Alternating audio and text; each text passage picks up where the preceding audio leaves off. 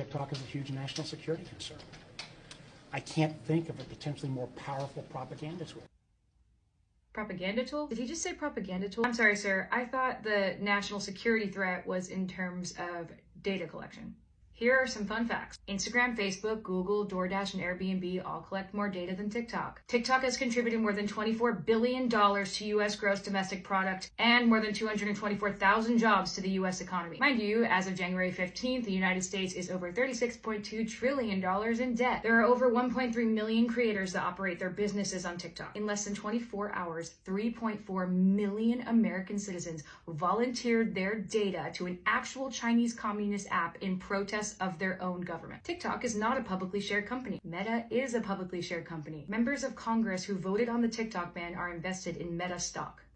Meet your politicians. Senator Markway Mullen purchased between $15,000 and $50,000 of Meta shares on January 2nd, 2024 and January 26, 2024. Mike McCall, who introduced the TikTok ban legislation, was a little bit sneakier about it by using his family's trust to purchase his Meta stock. Representative Byron Donald voted yay and purchased Meta stock on December 6th. Representative Greg Stanton voted yay and purchased Meta stock on November 9th, 2023. Representative Diana Harshbarger voted yay and purchased Meta stock on March 3rd, 2023. Representative Ro Khanna voted nay but purchased Meta stock on November 7th. Representative Dan Crenshaw voted yay and purchased Meta stock on December 2nd, 2022. Representative Marjorie Taylor Greene voted yay and purchased Meta stock on December 30th. The list goes on and on. You guys can look it up. Members of Congress are actually required by law to disclose their financial transactions, including stock trades, under the Stock Act. Ironically, the purpose of that law is to make sure that Congress members do not make any major decisions if there's a personal financial benefit. The irony of fear-mongering a nation about the threat of Chinese communism by stripping them of their jobs,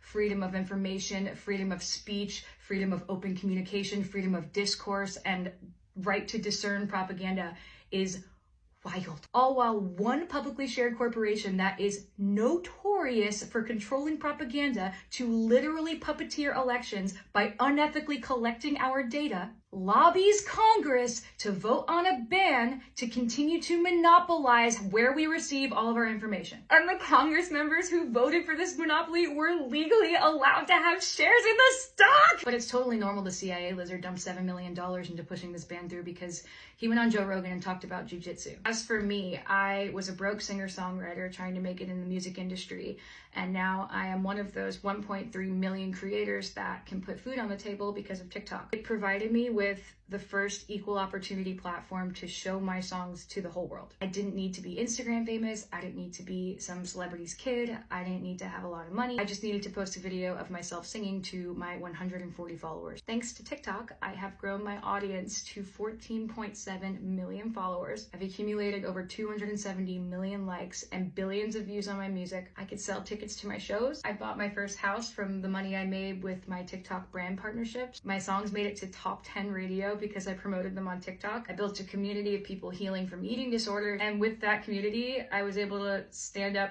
to a multi-million-dollar corporation called Victoria's Secret. I got to sing songs with first responders, doctors, small business owners, artists, kids, grandparents, Olympians, magicians, veterans, triple amputees. My TikTok account was not only mine. It was a place for other people's perspectives, for the kid I babysit to confront mean girls in her school. It was supposed to be something that I could show my daughter one day and be like, look, mommy made this. And you can do anything too. You can follow your dreams and you can change the world.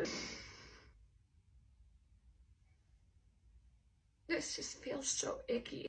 And now I'm saying goodbye to the future that I built for my family, fair and square, with a baby on the way, so a bunch of corrupt, dirty politicians can feed their babies. Our greatest politicians could be focusing on genocide, poverty, human trafficking, homelessness. It is not about privacy or national security.